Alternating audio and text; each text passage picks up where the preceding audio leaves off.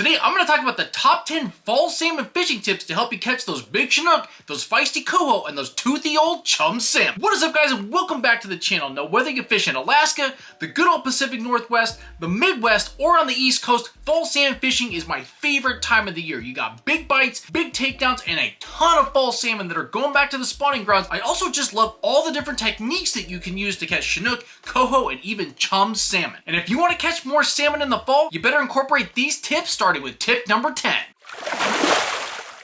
Starting out the list, tip number 10 is to constantly change bait. And with different runs of salmon coming up each different river system, you're gonna have different pods of fish that are gonna like some baits in some sense versus others. And that's why you need to focus on and incorporate changing your baits out a lot. My rule of thumb at any point in time is if you go at least an hour and don't get a bite, you need to change something up. Whether it's the color of the bait you're using, what you're stuffing your spin fish with, the spinner blade color, it could be the plug that you're using, the size of the plug. You just need to change things up. And we know the salmon smell in parts per billion, so scent plays a huge role when it comes to changing out your baits, especially with your stuffer baits and your spin fish. Whether you're stuffing with tuna or fish nib, you need to be experimenting and trying different scent combinations to find the right one. You also need to have your gels and your Procure products on hand because you want to incorporate those into your different baits and constantly be changing them to find that right formula to get those big salmon to bite. And I love just doing tuna fish in the spin fish. It's simple, easy, and always is a consistent way to get bites, but you should always try and incorporate different baits and different scents along the way.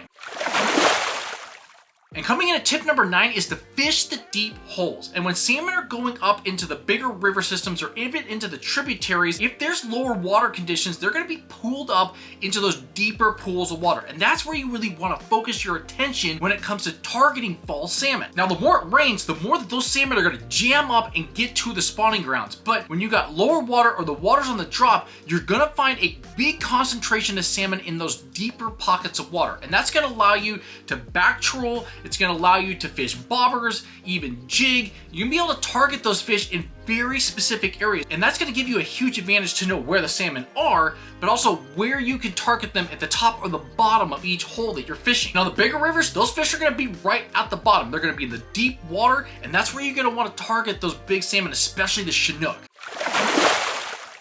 Now, coming in at tip number 8 is to keep extra hooks ready. And from the last few years of fishing, we've seen some really big, really quality class chinook as well as coho getting much larger, which also means they're much stronger and much easier to strip or break those hooks. So one of the things I recommend in particular is you want to have all your lures pre-tied. You want to make sure you have extra hooks available, especially on plugs. When those coho bite really hard, they can bend out the factory hooks pretty easily, and you want to make sure you got the strongest, best hooks possible, but also keep your hooks sharp as well. And that's another tip. If you're using the same bait day in and day out, you really want to make sure your hooks are really sharp, because if they're dull, you're gonna have a really hard time keeping those fish in there, and sometimes it'll just rip out, and that's how you break the hook out and lose your fish. You want to be spending more time in the water and less time messing with your hook. So make sure you got a lot of hooks available, and you also sharpen your hooks really well.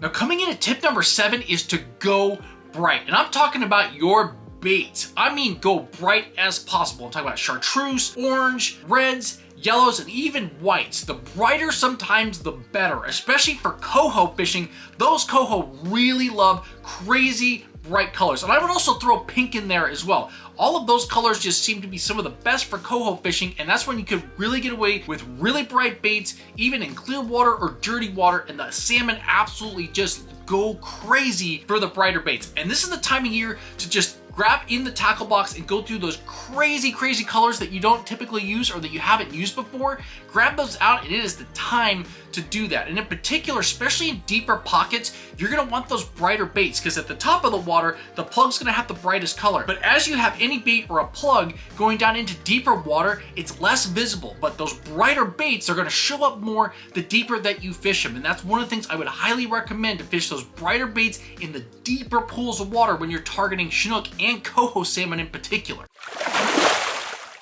Now, coming in at tip number 6 is preparation is the key to success. And whether that's in the drift boat or the big boat that you're fishing on or bank fishing, preparation goes a long way. Because there's so many people out fishing in the fall, you want to make sure you're prepared going into the day to have a game plan of where you want to fish, how you're going to approach the fish, but also make sure that you can maybe get there to the spot first, especially if you're bank fishing or you're trying to drift down the smaller river systems. Preparation is going to help you get there and get to the spot. And especially if you're fishing multiple different techniques, multiple different styles, you want to make sure you got all your gear prepared and all your rods rigged up, especially because when you get out to the water, you want to make as many casts as possible and give yourself the best advantage with your time on the water to get those big bites. And one thing in particular, especially when it comes to preparation, is coffee. You want to make sure you get caffeinated in the morning for those long fishing days. And why I mean preparation for your coffee is you want to make sure you got the caffeinated stuff and not the decaf stuff. Don't ask me how I know. Now coming in at tip number 5 is just jig it. And this is one of my favorite techniques in the fall time frame, is jigging for fall chinook or fall coho. And it's a technique that's been taking over, I say, over the last 5 to 10 years and becoming more and more popular. You just tie a jig to your fluorocarbon leader, you cast it out there, and you just keep making jigs until that big bite and big takedown happens. And a lot of times with the jigging, it's a lot about movement in the water, especially in those deeper pockets. Those coho especially love when those jigs on the fall, they will go after them thinking it's a dying fish, and they'll really attack those jigs hard. And it's just a really fun technique. It allows you to cover a lot of water. It also cover a lot, especially on the bigger holes and pockets where those fish are holding up. Jigging is a really fun technique, and it is a lot like bass fishing. When you're casting out jigs, there's just a little bit different of a technique as you're jigging it back so you don't get hooked up on the bottom or snagged anywhere. But jigging is super, super fun, and I highly recommend if you get a chance to go fishing in the fall, or if you're going with a guide, make sure you got a chance to go jig for some salmon because it is a blast.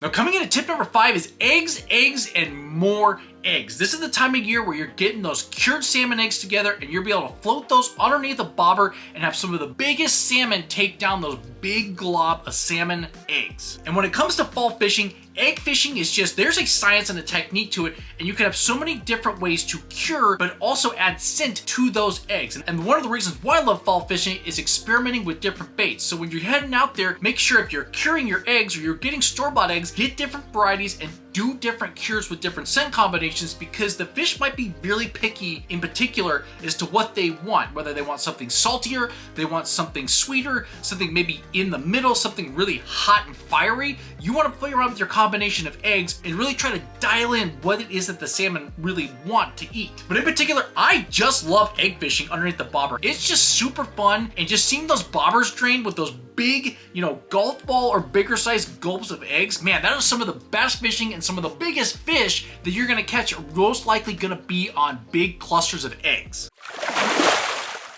So coming in at tip number 3 is scent. And we talked about this earlier in the video. Scent plays a huge part in terms of fall salmon fishing. And when you're using stuffer baits, you're putting a little gel on spinners, you got plugs, you got jigs, you can be fishing with herring, and with every single bait, you definitely want to be playing around with scent. Again, throughout the fall season, you have different schools and classes of fish coming into the water systems. You could have an A run, you could have a B run, and on days, you may have a scent that you get dialed in and it's absolutely perfect and the fish love it, and the next day, it could be a whole different set of fish and they don't want it as much, and so you're gonna have to play around and experiment with scent. And my preferences for scent, I love fishing the spin fish, just be either putting straight tuna in there. I also love putting fish tip in there with a little bit of sauce to make it a little bit stiffer, and I have multiple different jars of fish nip and sauce, some that are a little bit sweeter for more closer to the ocean, and a little bit saltier, a little bit farther away from the ocean. Again, having different combinations of scents that you can use and play around with depending on the situation and where you're fishing. But also, don't overlook scent on plugs and a little bit on spinners, not on the blade,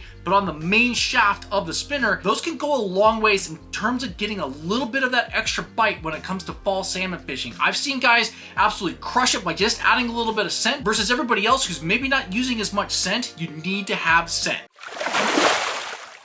Now coming in at tip number 2 is to fish 360s and spinners. And this is basically the go-to technique anywhere that you're fall salmon fishing. Now whether you're fishing on the big rivers or some of the small little rivers, 360s and spinners are just the go-to. You've got that skateboard flasher with a lot of rotation and a lot of flash, and then you got that spinner with the spinner blade behind it, 24 inches, sometimes maybe 18-inch leader, all the way up to 30, maybe sometimes 40 inches. 360s and spinners just are gonna catch a ton of fish. And for pretty much every situation in every river system that you're fishing, it's pretty much the one go-to technique and setup that can be easily matched everywhere you go. And that's why I highly recommend you get it dialed in on the 360 spinner fishing and really understand how those 360 flashers work with your rod tip and how they pulse, and being able to really dial it in, because once you figure out the 360 spinner bite, you're gonna be going home with fresh salmon every single day.